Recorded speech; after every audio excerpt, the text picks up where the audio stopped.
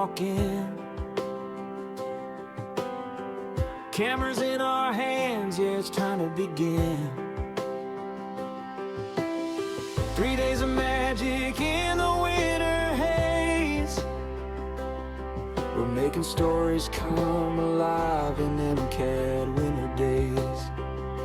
Lights up, the scene is set. Every frame's a chance we haven't taken yet. Grab the slate, let the countdown start, 'cause every shot is coming straight from the heart. MCAT winter days, where the movies are made, where the cold outside can't stop the stories we create. From sunrise takes too late night plays, we're building worlds in 3 short days. MCAT winter days, we're rolling, we're bold, turning winter dreams into tales we can hold. Costumes flying, scripts rewriting on the floor. Someone yells quiet, and we're ready for more. Snowflakes falling like confetti on the crew. Every moment feels like something brand new. But maybe the lights flicker, maybe the boom dips, maybe we laugh so hard we forget our lines mid-script. But that's the magic, the chaos we chase, 'cause every misstep finds its perfect place. MCAT winter days, where the movies are made, where the cold outside can't... Hey guys, welcome to Wake Up Missoula. I'm back for the new year. It's 2026, January 9th, and we're kicking things off with some city council stuff. We're back with a new 2 weeks with city council meeting every Monday. We're going to be taking off the MLK holiday on the 19th. As you may or may not know, the city is looking to create the Unified Development Code in regards to state law and making sure that the guardrails are in place for development and city planning via code reform. Zoning is the key word, and this is a state legislator law that require the county to split duties of basically land use and planning between the two municipalities, two different governments, county and city. So anyways, part of this also has to do with the fact that it's, there's a bunch of words being thrown around to advance development in areas with higher amenities called place-type zoning, while addressing some of those needs for parks and trails through PROST, which is part of their parks and trails and all that stuff. And, just utilizing green spaces as private and commercial development occurs. A lot of big things are happening on the horizon, which includes the Clark Fork River restoration and erosion mitigation. So there's an easement where the city is getting some more land to protect and widen the, I believe, the Milwaukee Trail. For those of you who don't know, it's the one that goes across the river. They want to widen it a little bit more. So they said that they get quite a bit of people for it. I'll talk about that during committee reports. But oh geez, Monday also introduced new members on the city council and their roles in council, from president to boards and committees leading the council as they work with the mayor in creating efficient government. So this meeting was more or less 2.5 hours long, dusting off, and Bobcat hat. Mayor Davis, along with Bozeman's mayor, had a friendly bet over the crosstown rival, in which the first time in a long time the Grizzlies faced off the Bobcats not once but twice for the playoffs. So without further ado, here is Mayor Andrea Davis fulfilling that bet. You are all my witnesses. There's no video to actually record this, but I also made a wager with the mayor of Bozeman during the FCS playoff semifinals that whomever won that game, the other city, their presiding officer had to wear their team's hat for 5 minutes during the next council or commission meeting. This is our next meeting. Now, unfortunately, this is not being recorded. It's a real shame, and you are my witnesses that this is not something that I planned, I swear. But I am gonna need some video recording and or photographic evidence of this. Okay, so, oh, it is? Oh, great, okay. All right, here it goes. So as our chief of police also had a wager with the chief of police in Bozeman as well, and so Chief Collier's a man of his word. I'm a woman of my word. And so here we are wearing our friendly opponent's hat. And I do want to say that the Montana Grizzlies played an excellent season, an excellent football team. And I very much wish the MSU, the Montana State University, the best tonight. They are. All right. So as you heard, best tonight, of course, Monday night proved that the Montana State Bobcats beat Illinois State to basically a 35-34 victory in the fourth quarter. Comeback by their they had a fourth quarter comeback by their opponents, and then they had an overtime in which they won 35-34. So it's the fourth national title and the first of this century for MSU. University of Montana's record was pretty much spotless until the Bobcats defeated us the first time during regular seasonal games, followed by the tournament where we got a chance to face off in the semifinals, but we didn't make it. So moving on, of course, one of the big topics is the Unified Development Code, and many concerned citizens, especially about losing the aesthetic and the appeal of Missoula. Suzette Dussault spoke during public comment section about the Unified Development Code. What they are suggesting in this is that the downtown be the focal point for the largest and tallest buildings. Now, I want to remind you that we have discussed this for 20 years in Missoula. At one point in Vision 2020 discussions, we talked about 20,000 new people being in this 4x6 block area. This is not a deep or large area. Very small, and now we're crossing the river to the Hip Strip. The Hip Strip is a 120-year-old integral part of Missoula. It's the heart of Missoula, and so Thank you for your comments this evening, Ms. Dussault. Not We're at adopt 3 minutes. this document and destroy what is the heart of Missoula.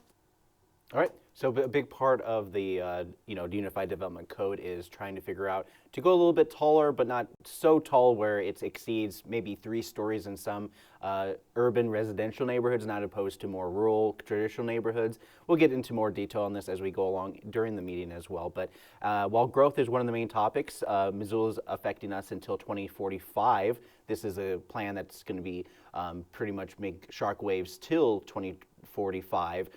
With a vision of 20,000 more people moving to our community. We also have the topic that encompassed a greener, cleaner future. Jeremy Jake, during public comment, cemented these claims as meant to protect Missoula's ecosystem. And he just wants Missoula to kind of not disregard growth, and not disregard a clean and livable climate for rapid development and growth. Missoulians are understandably concerned about replacing the existing natural grass ball field at Ogren Park with artificial turf. Emerging research shows PFAS, known as forever chemicals, and other toxic chemicals found in artificial turf would likely end up in Missoula's sole source aquifer, the Clark Fork River, and the land surrounding Ogren Park due to microplastic particles shedding from artificial turf blades and infill materials migrating off-site. Artificial turf also creates large heat islands. It suffocates underlying soils. It's not realistically recyclable. All right. And so that was a couple of the reactions to the Ogren Park looking to go to more synthetic turf instead of basic lawn care and maintenance.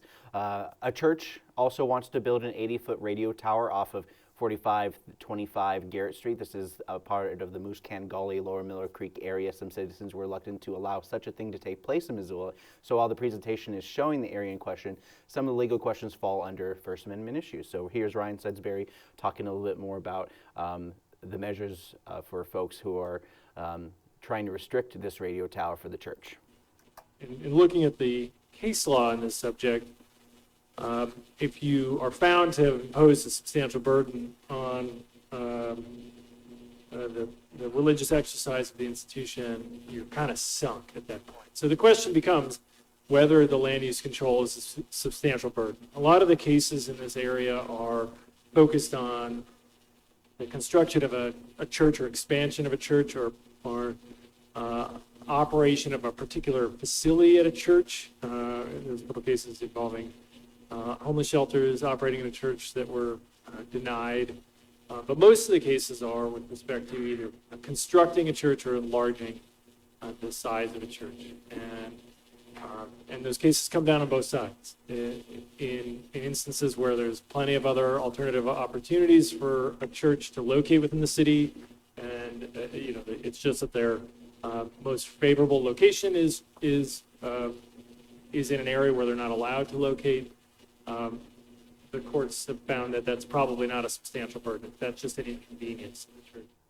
All right. So this inconvenience being the radio tower, one of the main things behind this is, of course, the pastor at Lighthouse Baptist Church, Tom Labonte, talks about the inclusion of this radio tower a little bit more. As a church, our responsibility is to get the good news, the gospel, to as many people, to as many mediums and vehicles as we can. Our church does online and streaming for our services, but somebody that's interested would have to find our website.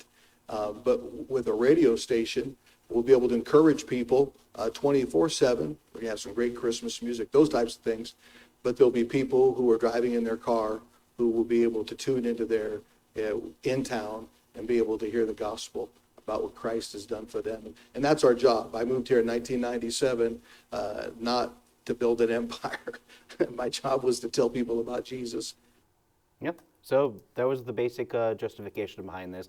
And, we're Mike Lanston, resident of the area, who lives nearby this church, spoke in opposition to this inclusion of a broadcast tower. The view they gave you is not the view we're going to see from our back decks and our windows. We're going to see a tower up there. They have to have a light on top of that because it's 80 feet. And that light has to be blinking so the planes don't hit it, or helicopters, or light flight. So that's going to be going off all night long. They also attract electricity. And I know this because I worked in the fire industry. I also know this because I insured radio stations. Dean Stone gets hit 5 times on an average during a lightning storm. I know I replaced several of them. They knock out generators, and I've seen a lot of dead cows underneath radio towers because it spreads out. We also have natural gas lines down there. So it's also a safety concern on our part. Now, let me ask each one of you, would you like to have an 80-foot lightning rod put in your backyard? I don't think so.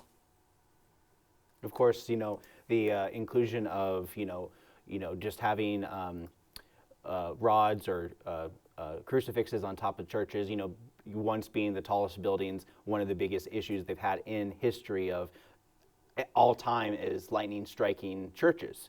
Of course, word to the wise, KFGM here at the library here inside MCAT, they use a microwave that they point at Dean Stone that carries their signal a lot wider than this new radio station ever could. So there is an option for that as well.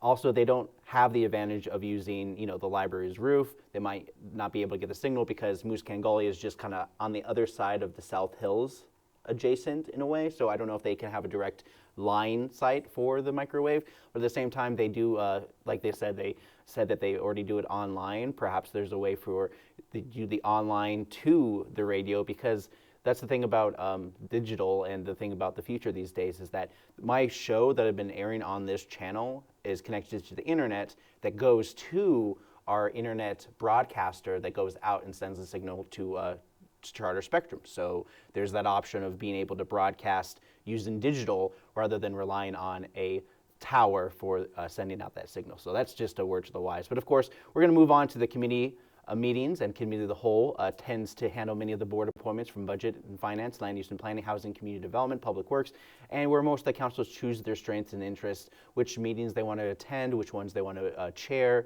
be president, all that stuff. But we're not going to get into that because it's basically watching a bunch of job interviews and people voting for each other. But we're going to jump on over to climate conservation and parks as they're diving into the Clark Fork River, as they talk about this new easement where they're looking to do restoration, access project.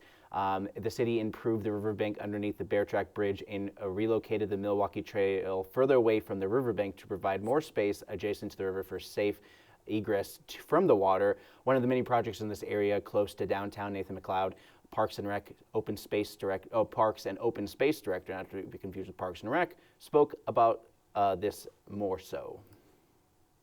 The city does hold an existing conservation easement that was recorded in the 1980s across this property that allows for public access and recreation.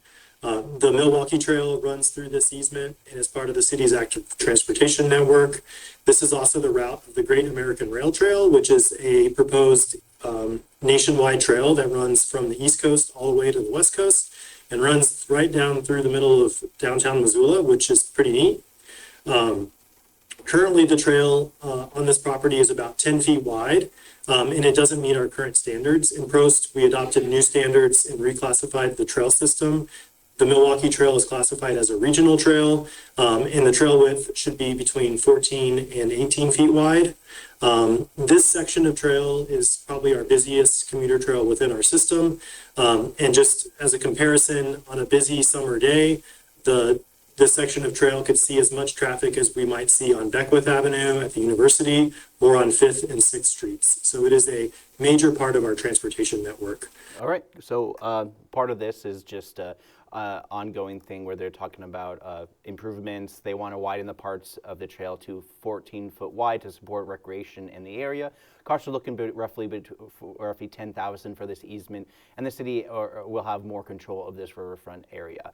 Also, the city Parks and Rec Department is working on with the schools to create working relationship to leveraging existing public infrastructure and workforce resources to expand learning time. What that means is expansion of after-school programs, many of the things to kind of insert the last 2, maybe 3 hours of the school day for the kids, especially with parents who cannot get off of work in time to pick up their kids, especially if they're having young kids, so they have to work on that schedule. So Meg Witcher, Parks and Rec Superintendent, Recreation Program Superintendent, mind you, talks about the after-school programs, and this is what she had to say. We have a joint care for the playground. Westside Park is our only park that's both a city park and an MCPS schoolyard.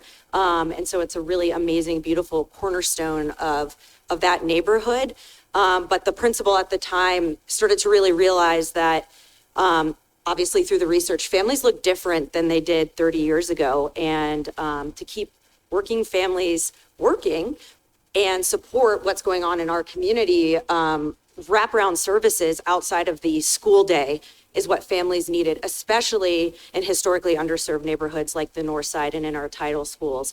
And she said, hey, Parks, would you guys be interested in this community school model? And of course, it was very exciting. And there was a whole bunch of amazing community partners that came in during that process, and you guys graciously allocated some general funds to help support that.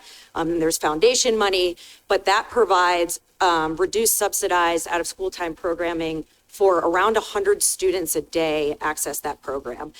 And much like, the past programs they've done in the past is the flagship program. It was pretty much a staple of MCPS utilizing, people going to college, utilizing the kind of like bridging the gap between the University of Montana, Missoula, MCPS, using funds from the Western Montana Mental Health, which was cut by the state. I think this was just before just around the pandemic, and then this was supposed to kind of supplement those extra hours after school between the 3 to 5 gap that most parents have to deal with their kids and scheduling problems. So that defunded by the state, reducing Western Montana State Mental Health, which provided the funding for the flagship program.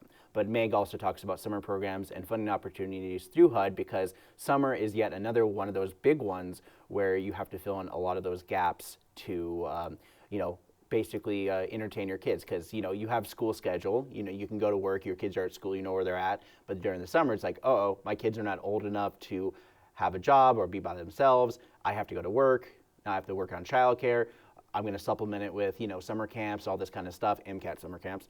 Same shameless plug, but part of this also is Parks and Rec is stepping up to a lot of those roles that YMCA just necessarily can't handle by themselves, even though YMCA have said that they have expanded a lot of their services. Not to mention there's also a Boys and Girls Club, which has kind of shrunk in recent years, but it does feel like there's definitely a renaissance coming for those kind of after-school programs to help supplement the time for the kids between school and when their parents get off work. So here is Meg once again. Necessarily need childcare, but they need engagement. And so we actually have 21st century funding as well at CS Porter that supports no cost to participant after school programming, non-ball sport type activities. And so that's a basis of a lot of our work. We also have a HUD grant. Summer school at MCPS is Monday through Thursday for half day, and families that need childcare, they can't have their child go to summer school that need academic intervention without having 5 days a week. And so we actually were able to apply for a HUD grant to offer free of cost, out of school time summer start and all day on Friday, so families could go to summer school. And one of the big drawbacks of grants is that they're usually temporary, and sometimes you can't expect those to be annual. So while they're funded for this summer, next summer they're going to have to figure out what they're going to do for the next funding cycles and everything like that, while to being dependent on certain grants and depending upon what it is. While this is happening, many parents at the time are looking to fill in those summer camps, scheduling and whatnot. So the city partnership isn't anything new, but they wanted to update and inform the council to be able to use both the city and MCPS working together to serve children of Missoula.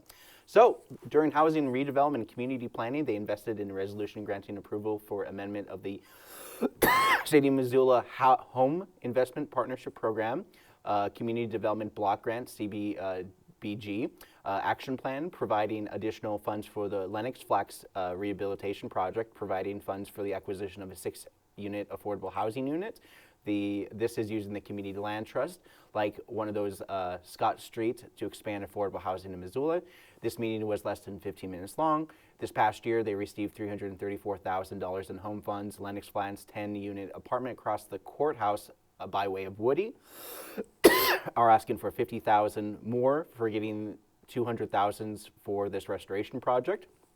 Front Step CLT 6-unit brick home is a new property asking for $350,000 to purchase and run these properties for affordable housing purposes. So that's what's happening, and that's what their goals are for this next year and what they want to allocate a lot of these funds for affordable housing. Emily Gluckin, during the land use and planning, talk about the annexation.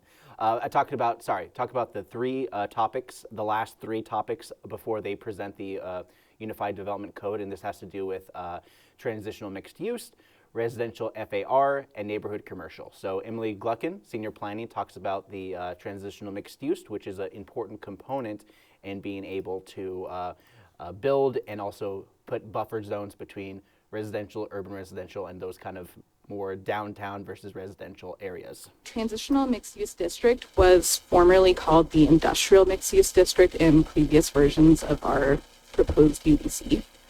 And we updated the name to make it reflect kind of more of what the intention of it is supposed to be. It's a flexible zone that is intended to accommodate a mix of uses, including residential, commercial, and low-intensity industrial.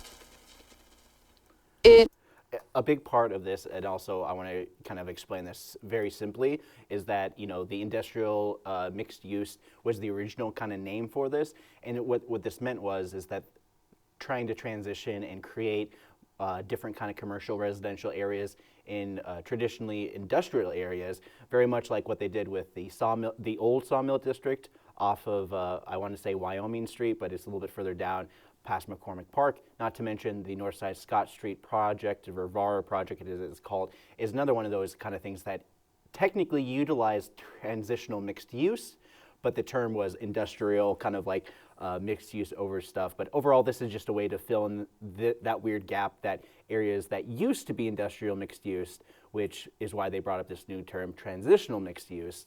I remember them talking about it with the guy who was kind of presenting on the North Side project when they were trying to clean up the area enough where it's like, oh, we don't have to worry about any kind of leftover chemicals because this is an industrial site. They want to make sure everything's all good to go. And once they got it all good to go, they move forward with all those projects, which includes the Rivara project, which is the land trust project that everyone in the city of Missoula is excited for, to basically allow for affordable housing, more permanent housing for folks. And while that's one thing, being able to incorporate commercial use in residential is tricky. tightrope to walk. Emily talks more about the city goals and as it goes to neighborhood commercial. So here are some of the guidelines for that. As our code is currently proposed, it allows neighborhood commercial to exist in a conversion of an existing structure in any location where neighborhood commercial is permitted. And this could be mid-block or on a corner. We, at this time, do not recommend expanding the allowance to new development of neighborhood commercial mid-block. And this is because conversion of existing structures is supported through the land use plan, and we reference incentivizing adaptive reuse, and because the impacts of an existing structure are already generally experienced in the neighborhood. And big part of this has to do with the fact that, it's a traditional neighborhood. People don't want you to tear down a residential building and build a commercial monstrosity in their neighborhood. So part of this is kind of like, we're given the guidelines of this, and we understand that there's potential for commercial properties in residential zones. The big thing is that, think about it like this. You have a daycare in your neighborhood. Sometimes they put it on the corner. Franklin School has a converted house that's a daycare on their corner as well. So that kind of constitutes that kind of part of this commercial residential. And, no changes to commercial use land except for folks if they want to get the city to change zoning.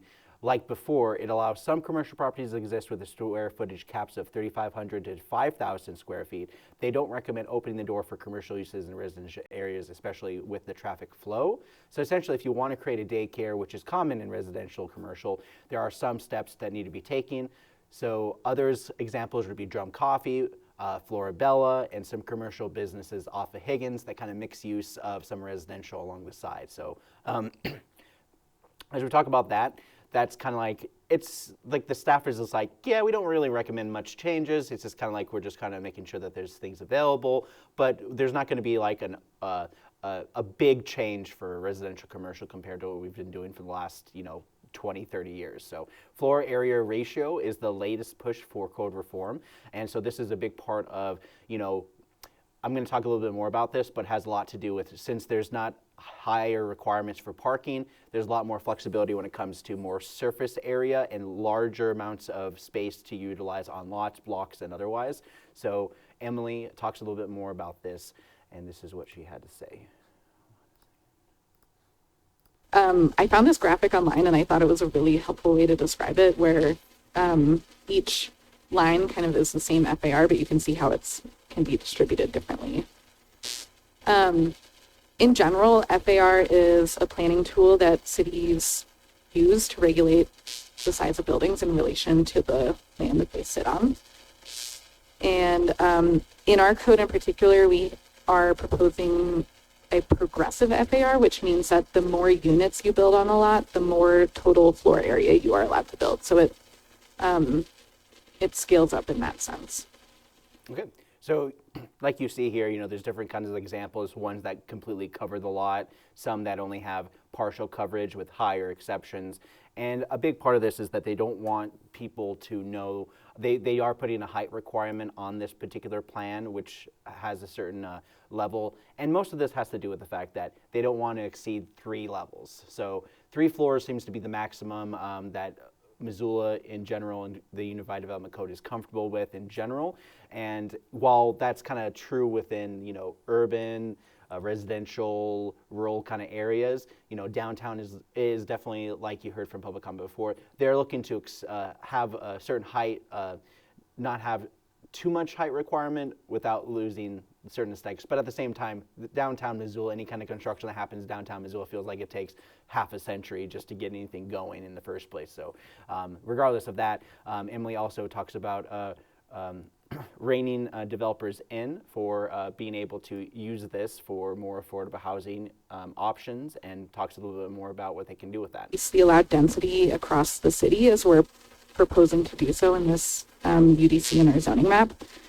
We can use tools like FAR to make sure that the buildings that get built are in line with the scale and character of the neighborhoods while still providing additional units. And the goal is that what's provided are more affordable and smaller units ultimately. So essentially that's basically just higher density, kind of things to particular areas, especially if you're in those kind of busy urban corridors where, providing parking isn't as necessary for people who are so close to amenities, which is why they reduced parking. Because they used to have like a state requirement where you have to have 2 parking lots per dwelling unit. Now that's reduced to 1 to maybe less than 1 at this point, which, a lot of times they don't necessarily say 0, but pretty close at this point. But overall, the school of two thoughts remains as private property owners have the right to build whatever they want on their property, but requires zoning to fit in the overall structure overlay of the areas and requires the city to change zoning if looking to alter those guardrails. So, well, that meeting kind of introduced these topics. We go into the land use and planning meeting part 2, which happened later in the afternoon, because I did 2 sessions of this, and this session was all about wrapping everything up and getting everything squared away for it to be presented on Monday's meeting. And so this one is presented to the UDC as a whole for the implementation. Cassie Trippard, land use supervisor, talks about updates to neighborhood zoning. And yes, we're going to be showing the kind of like the residential layout map and everything like that. So here are some of the changes to the code that they're looking forward to. Based on the information that arose as a part of developing the UDC, that then changed staff's recommendation for the appropriate land use designation in these areas.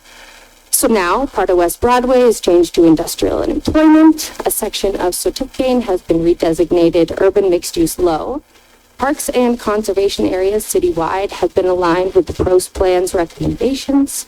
Some university-owned parcels are now civic. Developing commercial node on Upper Miller Creek Road is moving to mixed use.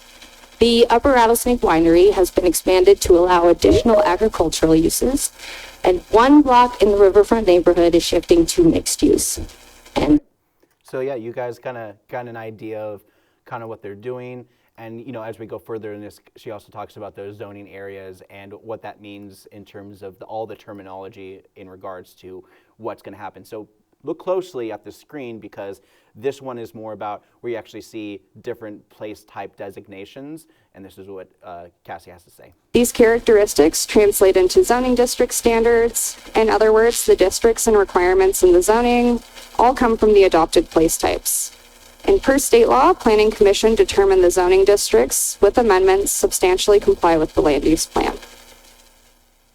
Building off the place types, the new zoning districts are organized by context. The districts are organized into 3 buckets: residential, mixed use, and special use. And the special use context is kind of a catch-all for all of the more unique zoning situations.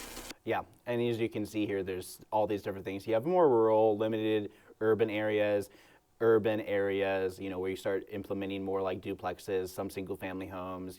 This is probably urban and mixed use urban type stuff is very much aesthetic to the Mullen area, where they're building all those kind of properties.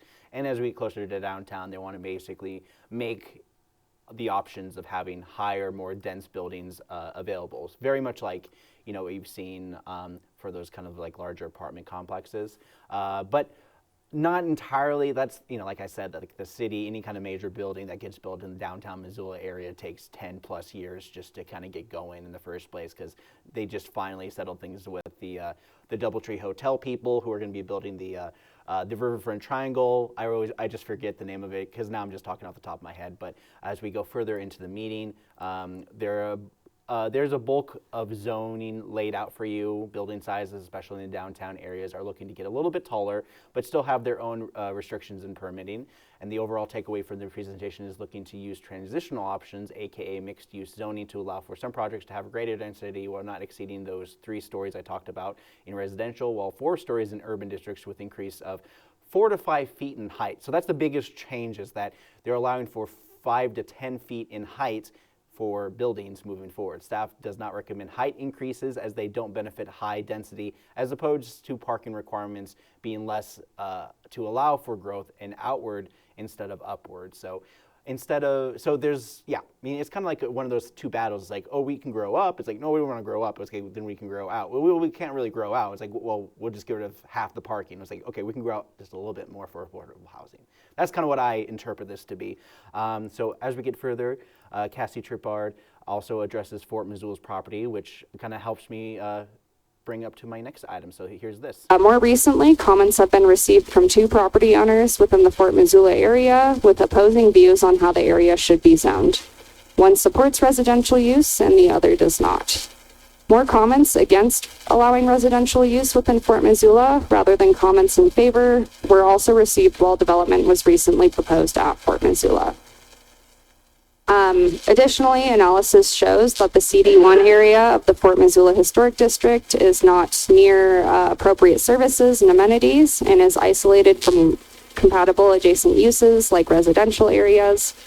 The area is also adjacent to sensitive lands that can be impacted by intensive new development. Fort Missoula is a significant historic resource that through the CD1 zoning balances opportunities for economic revitalization and adaptive reuse with consideration of the historic and environmental resources in that area. So the Fort Missoula definitely has an historic overlay, and even if it didn't have a historic overlay, many of the amenities in the area, including the roads, are just not being maintained. And for the most part, there's a lot of who should do what in that particular area. And, you know, place type zoning is a keyword for choosing high density based on amenities. And while Fort Missoula is underdeveloped, the city agrees that any development residential would not make sense based on the current status of the site overall. There has to be like a major overhaul of the system.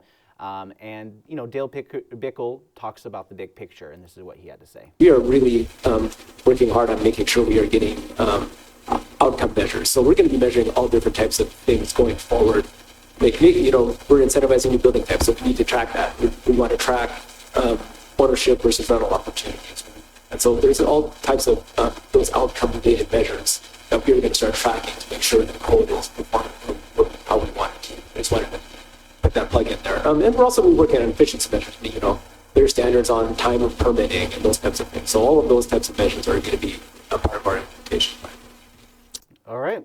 So yeah, that's pretty much my last clip for you guys. And for the most part, they're going to be talking about this further. They'll bring it back to committee. You know, it's not the end of the planning once they pass the Unified Development Code and have ability to mend and bend some of the rules as they vote on this zoning kind of things. And like I said, guidelines, not just rules. The main part is to mitigate change and have developers focus their energy in areas that are in need for commercial and residential development. You know, that's just the thing, is that, you know, they're going to be talking about this further. We'll be talking more about this next week as well, Monday.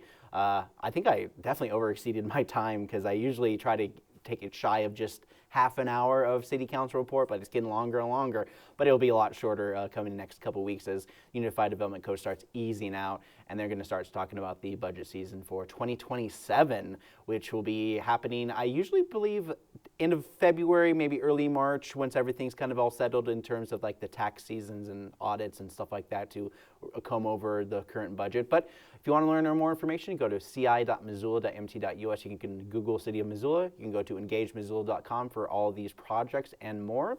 Up next, we have some new programs on MCAT. So if you are interested in watching anything MCAT has produced, including the City Council, you can watch all those on YouTube at MCAT TV Missoula. And so without further ado, here's some of the programs that aired this week.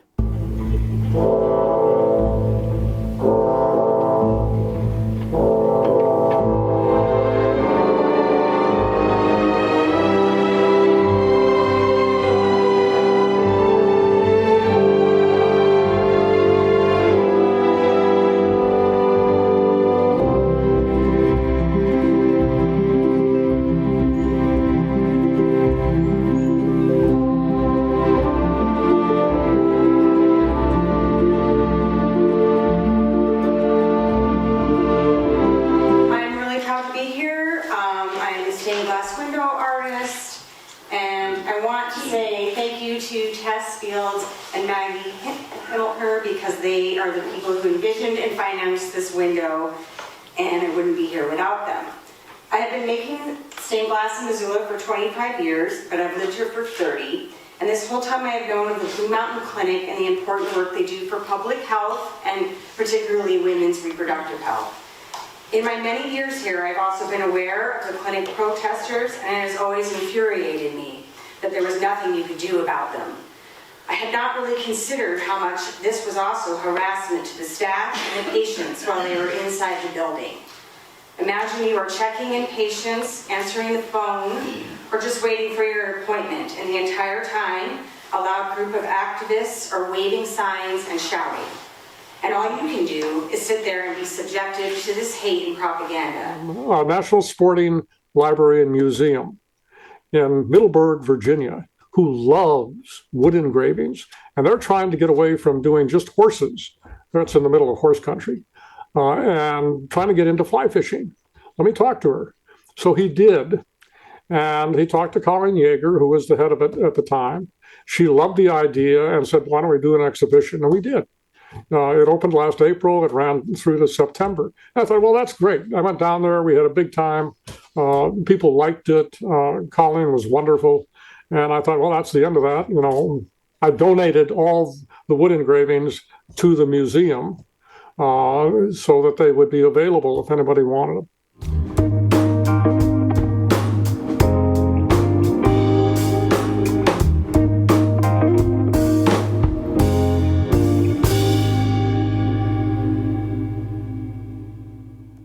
Hey guys, welcome back. Let's talk about some movies that are coming out this weekend. It's pretty much a short list of movies. We got three main movies coming out. Primate. You know, nothing's better than a horror movie that comes out in January, right? Because I guess they couldn't get an October release. But welcome to the world of Primate, which takes the trend of adopting a chimp, only to realize that probably wasn't a good idea. Watch as party kids flock to the beach house in the woods as they fight to survive the night as their former pet goes crazy and begins to menace them and their friends. This is a classic cautionary tale on how chimps cannot function polite company and shouldn't be treated as pets since they get jealous and they get bitey and fighty. Watch this dumb movie that took Joe Rogan's rant about chimps and make a movie about it. Who's excited for the inevitable Cujo remake because they're remaking all of Stephen King movies? Greenland 2. Watch as the survivors of the weather disaster movie about even more survival of the same people who managed to get to Greenland for safety. They got to leave Greenland to find more safety that's not in Greenland. So while it's safe, they got to go find another place that's safe because the plot demands sequels match the same energy as the previous one. But who makes a sequel to a disaster movie? I just think that's kind of weird. All right, and then finally, I Was a Stranger. It's Syria, 2014, civil war, and based on a true story, but embellishes the Hollywood flair about normal people coming together to save each other's lives or risk losing their humanity. I assume this is kind of like the shaky cam war movies tends to go in that direction while being bombed by outside forces. I wonder who those people are. All right, anyways, yeah. This last winter, we had our winter days, winter camps. I wanted to kind of show you a nice full kind of like little featurette of our winter days camp before I jump into some kind of like news wrap up. So without further ado, here is Hat Lord, which was recorded just within the 29th through the 31st of January, not of December. My bad, geez. I'm getting ahead of myself, but here it is. It began with the sewing of the hat. Every race contributed to the making of the hat. 3 spools of silky thread from the elves, 7 needles forged by the dwarf lords, and 9 sewing patterns from men who above all desire fashion. For within the hat was bound the fashion everlasting, needed to feel sure about one's looks to rule a country. But they were all of them deceived, for the hat was for Hatron only to rule the world of fashion. One hat to rule them all.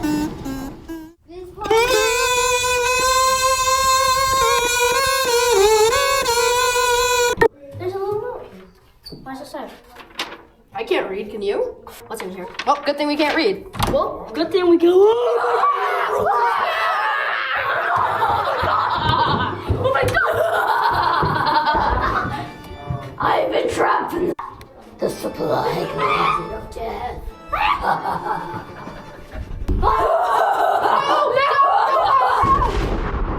Wow, that was weird.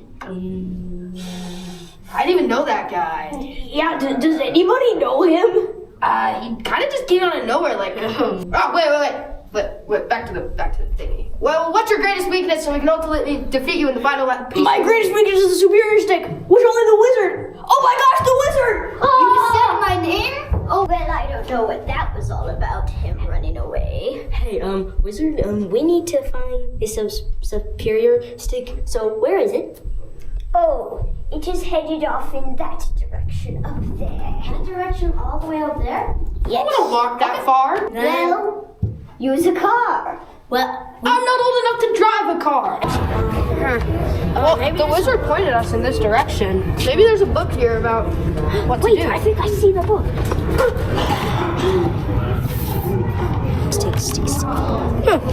It doesn't tell us. I wish there was someone, like an employee, conveniently placed here so that we could know where it was.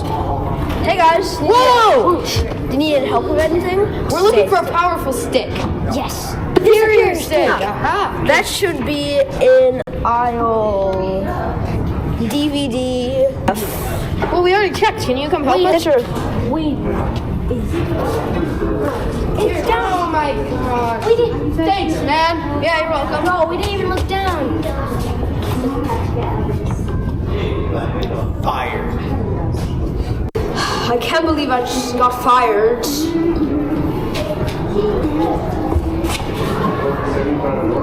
Did you just say you got fired?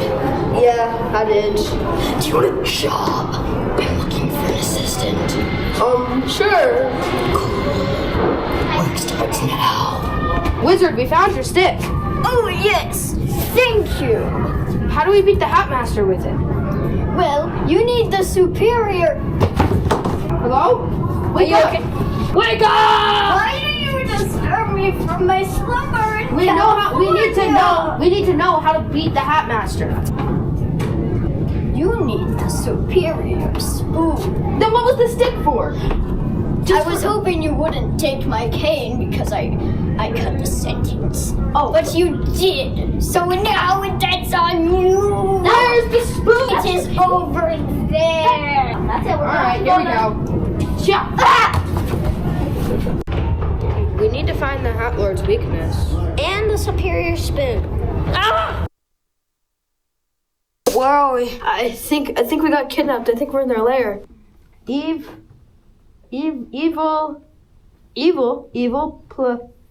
plan. Evil plan? Want me to read that for you? Oh, that would be great. Thank you. Yeah. This is our evil plan to take over the world. Okay, so step 1. Take over fashion shows. Guess we're gonna do that. I don't know. Step 2. Kill heroes. Wait, we're killing people? Step 3. What? I do not know. Me neither. But that's not a lot coming from me. Hey, bro, can you let us out? We don't want to be here anymore. Can you let us out, please? Yeah, kidnapping's like crazy illegal, dude. Wait, this is I thought it was totally voluntary. No, we're here out of not our free will. Okay. Thank you. Yeah. You're welcome. Thank you very much. Don't sue me. I did not know it was It's okay. Thank you for reading for me. Yeah. I can't read. Okay. Good thing I didn't sign my W-4. Let's see. Oh, thanks. Oh, thank you. Excuse us. Thank you very much. Wait, my No! Oh, God. You've been caught by the Hat Lord once again. And this time there's no escape because I have a better assistant.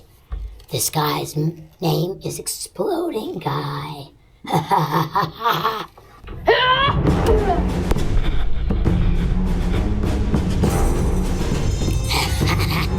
Fools.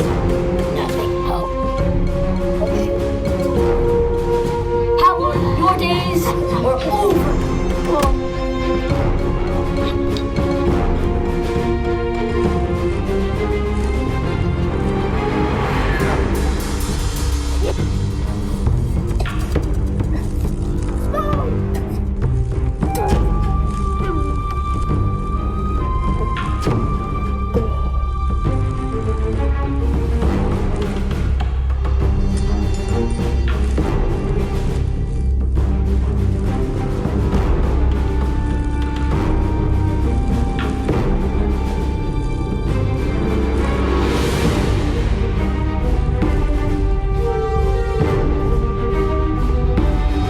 Wait, are you explaining that? No, my name is. Oh wait, no.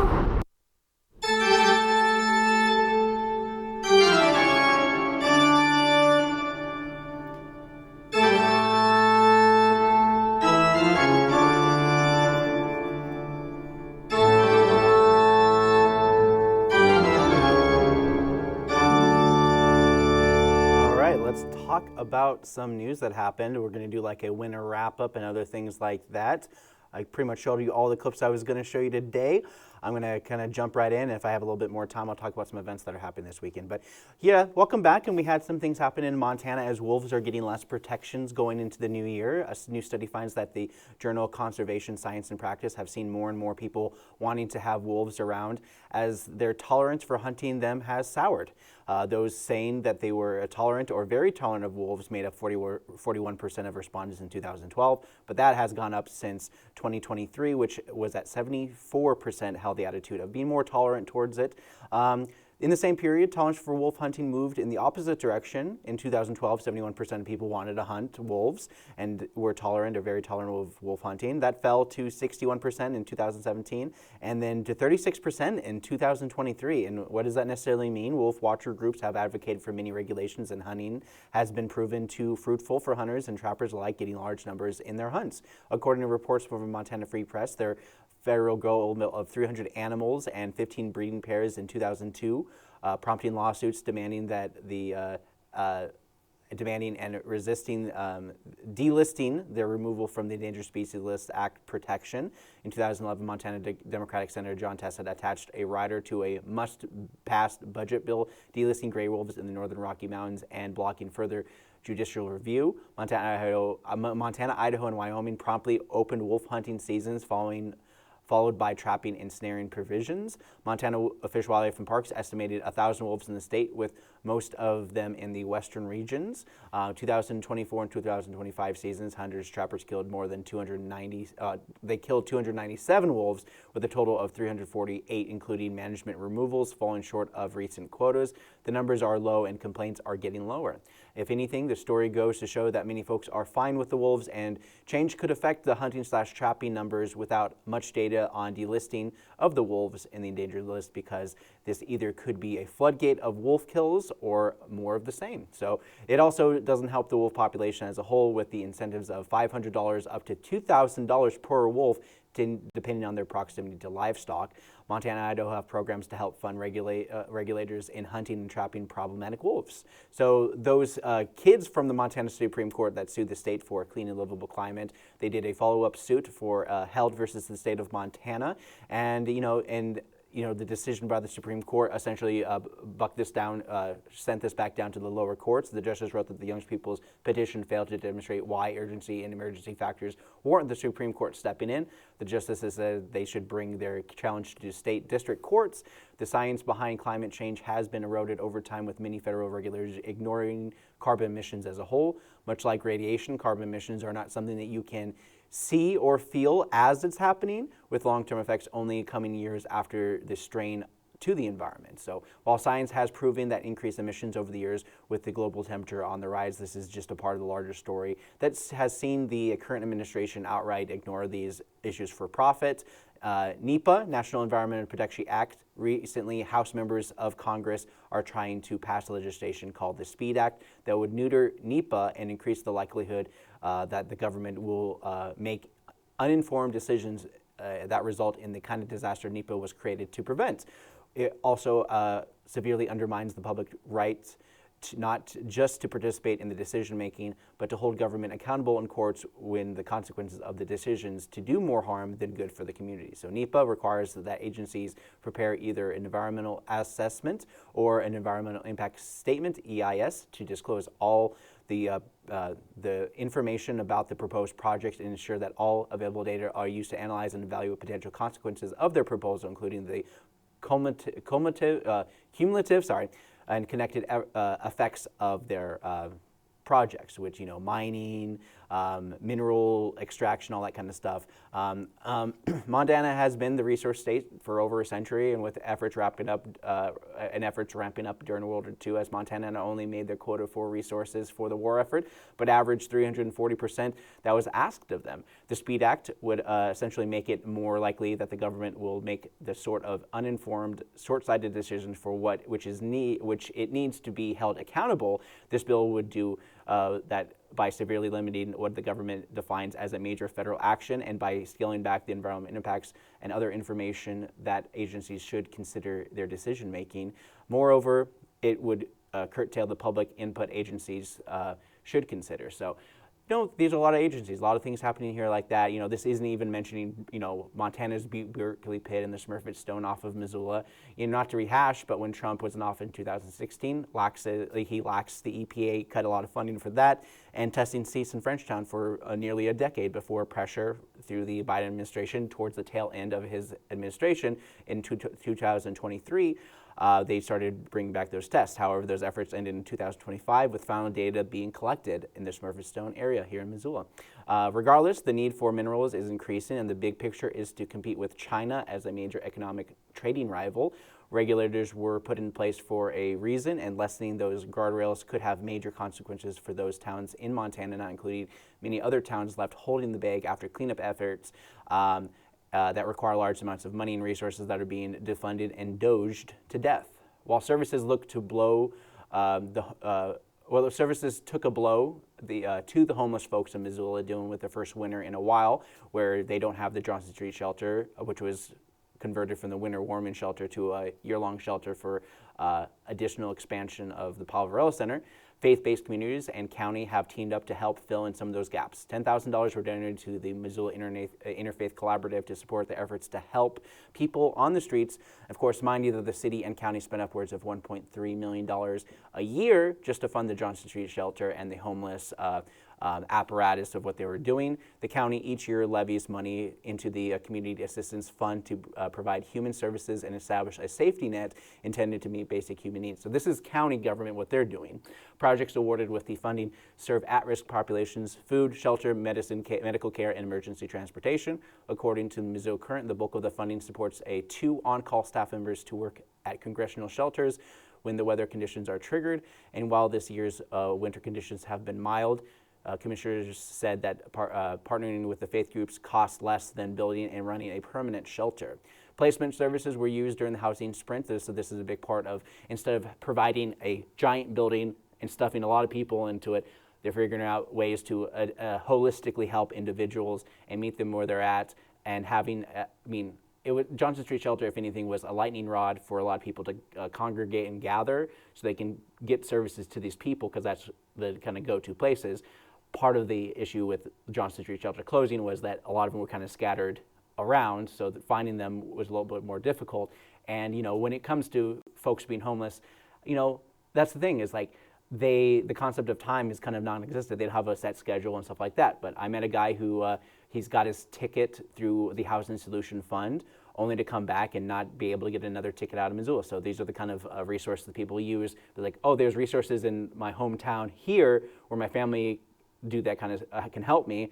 And the person I met struggled more than most from my personal interactions with him, and it has been nearly a year since I heard someone near my work at the library using this fund to help folks. But at the same time, speaking of funds, Montana is getting $1.2 billion in funds to retain rural hospitals over the next 5 years. So that's a big move going to this. Montana Public Radio, Montana Health Department requested at least $500 million from the fund to help stabilize its rural healthcare systems. The state was awarded $1.2 billion for the next 5 years. Montana received the 4th highest award in the entirety of the 50 states, because this is a big $50 billion pot to help rural hospitals across the nation.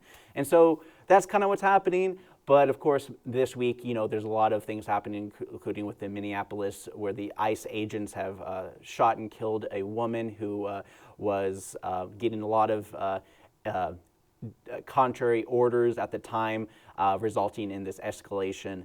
Protesters expanded. Even there was a shooting between ICE officers and some protesters in Portland just yesterday afternoon.